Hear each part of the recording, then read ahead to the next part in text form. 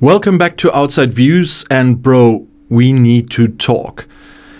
We talked a lot about Nigel Farage the last days, but today I want to talk about a phrase and if that phrase is really correct, and you might help me with that to hear your opinion about this. The phrase we hear now is Farage is winning the new battle of Brexit. And I'm not talking about the economy here. There's a few topics under that phrase that I want to talk about. The first thing is the mainstream shift on immigration that we also had in other videos, because it's kind of a new normal that the core message that mass immigration has gone too far is no longer a fringe view. That's almost half of the population in Britain nowadays that believes that. And you can see, as I told you yesterday, I think that half or more than half of Britons now see that the immigration topic is their main political topic. And with that, if you got that into the minds of the people, of course, the lost control narrative will work very, very well. And that's the feeling fueled by a corrosive narrative that the British way of life is being lost, and it's taking root well beyond Farage's core supporters everywhere. So kind of people you would have thought they would have voted Tory, they would have voted Labour, they would have even voted Liberals or whatever, or SNP, or I don't know about Plaid Cymru, but they are agreeing with that. And that's getting a bigger and bigger issue here. Because in the end, people accept that even every non-white arrival is demonized. And as we all can see, this is kind of, I said it a few days ago, that I have kind of a Groundhog Day. Because this is kind of the return of the Brexit tactics. It's a little bit a sequel to Brexit. Because Farage and his media, he's not alone, they are skillfully whipping up this panic and using immigration as a spearhead here to get through the whole political drama.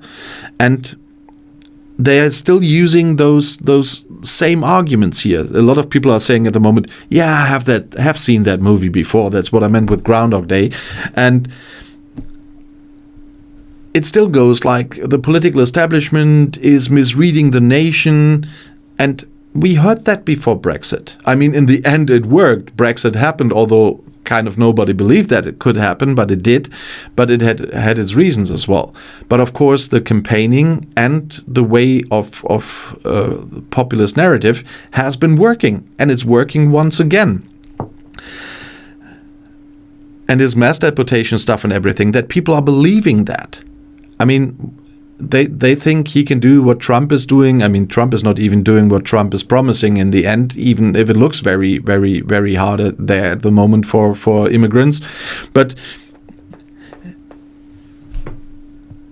a British Prime Minister cannot just sign some decrees and then he's sending out troops and kicks everybody out.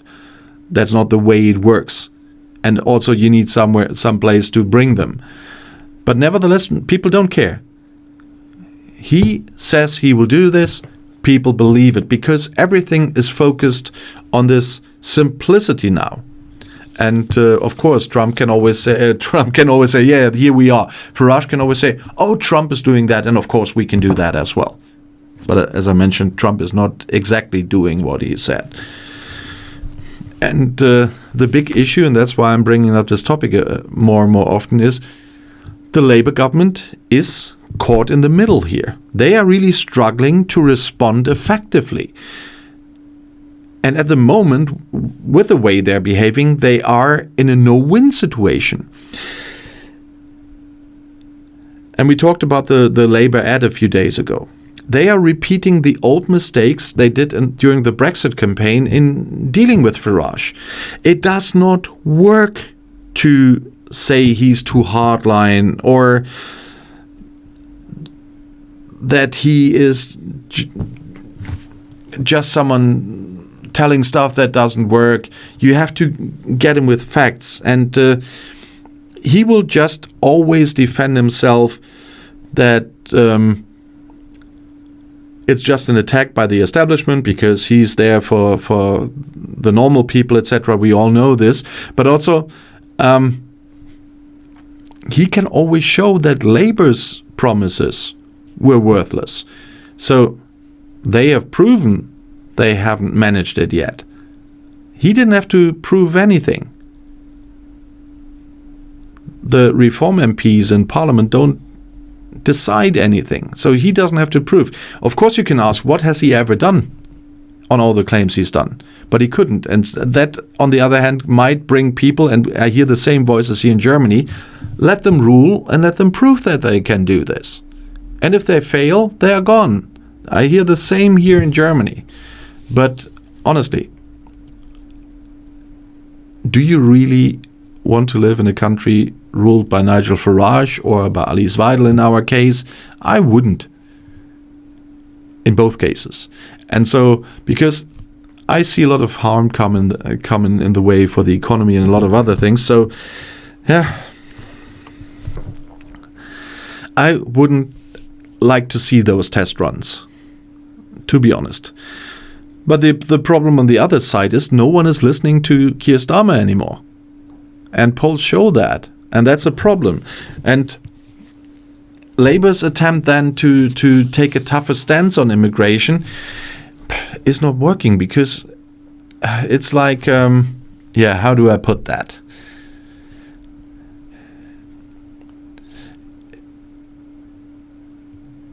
I mean, some of you will know SMS stuff, S&M stuff and stuff like that. Would you really see this as a credible thing if you see some 5-foot guy in a leather harness and whatever with a whip? And so,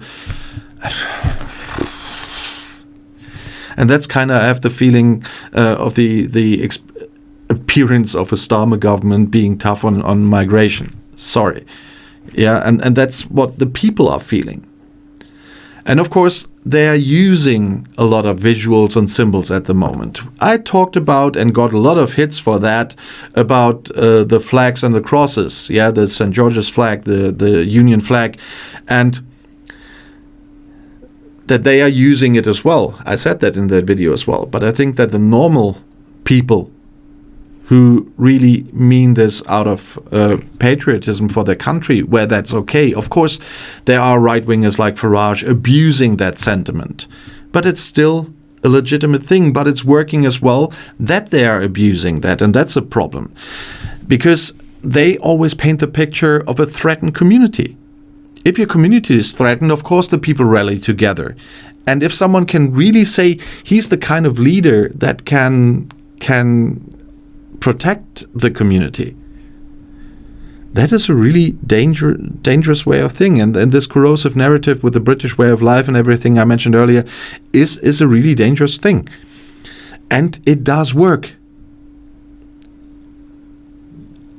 And statistics alone will not help to counter that. Yeah, the feeling of a country under threat, if you get that imposed on the people, if they really swallow that, will not be countered by political attacks and by statistics, only by action. And that's the lack we see at the moment. Yeah, you will know the national data, like legal migration, strengthening the economy and stuff like that, it will never help. And it's the same here in Germany. We do need legal migration in a lot of professions. But on the other side, the only thing people see is that the migration that we get in many cases is not the one that we need. But even if we get into, or even better, into control of the migration we don't need and don't want.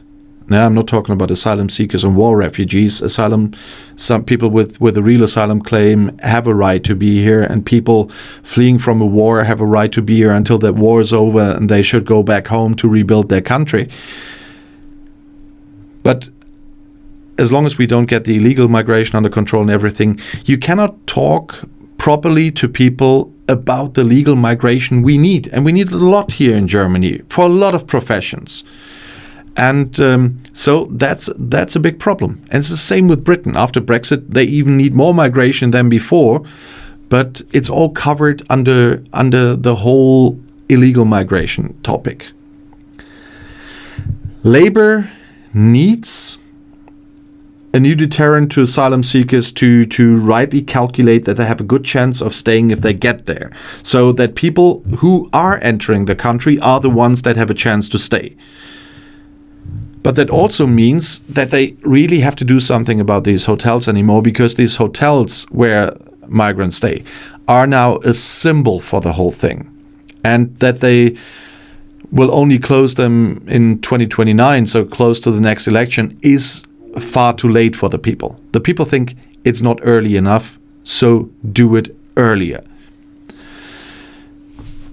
And they have to find a way to shift this narrative, because they can fight back by arguing that Mr. Brexit is stirring up division with an agenda to deliver a Trumpist Britain, but that's once again a personal attack. So they will have to find a way to do things, to bring action into politics and not just words. Because at the moment, how they said it so nicely, a floundering Starmer is losing the second battle of Brexit. And it was bad enough for the country that the first one was lost. So I'm not sure that a lot of people thinking about this really want that.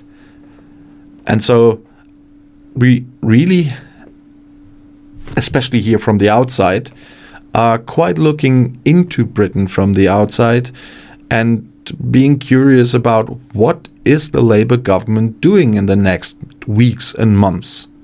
Because they do not have years to get this under control. They cannot wait until the next election and then a few weeks before they do something. The issues have grown that big, and the support for reformers because of these issues has grown so big that action is needed now and not in 2029. But I'm looking forward to your comments as well. And if you want to see another video right now, the next one is right here in the end screen. I'll see you there. I'll be back.